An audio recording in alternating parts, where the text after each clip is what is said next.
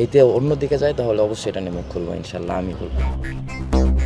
বাংলাদেশ ক্রিকেটে এখন আলোচনায় কে কতটা এগিয়ে সেটির যদি তালিকা করা যেত তাহলে তাহিদ হৃদয়ের নাম থাকবে উপরের দিকেই। শনিবার ডিপিএলে গাজী গ্রুপের বিপক্ষে আউট হয়ে অসন্তোষ প্রকাশ করেন হৃদয়, যা নিয়ে অভিযোগ আনেন আম্পায়াররা। পরে শুনানিতে ডাকলেও আসেননি হৃদয়। এই নিষেধাজ্ঞার ফলে আবাহনীর বিপক্ষে খেলতে পারবেন না এই ব্যাটার, করতে পারবেন না আপিলও। হৃদয়কে নিয়ে এই ডিপিএলে আলোচনা শুরু আম্পায়ার শরফুদ্দুল্লাহ ইবনে শহীদ সৈকতের সাথে তর্কে জড়ানো ও মিডিয়াতে অসন্তোষ প্রকাশ করার ফলে তাকে 2 ম্যাচের জন্য নিষিদ্ধ করে বোর্ড।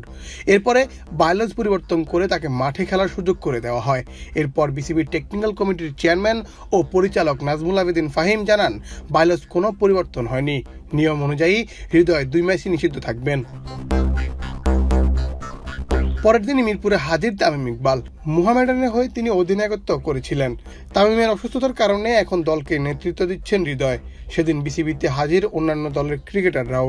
গণমাধ্যমের কাছে ক্ষোভ প্রকাশ করেন তামিম ইকবাল। সেদিনই জানা যায় হৃদয়ের শাস্তি পরের বছর কার্যকর হবে। এখানে সবকিছু থামলেই হতো, তবে হৃদয় থামেননি।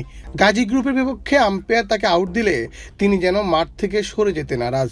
পরে match referee Akhtar Ahmed level 1 অপরাধের জন্য হৃদয়কে 10,000 টাকা জরিমানা করেন, সঙ্গে একটি ডিমেরিট পয়েন্টও যোগ হয় তার। ম্যাচ শেষে শুনানিতে না আসায় এখন আপিলও করতে পারবেন না হৃদয়।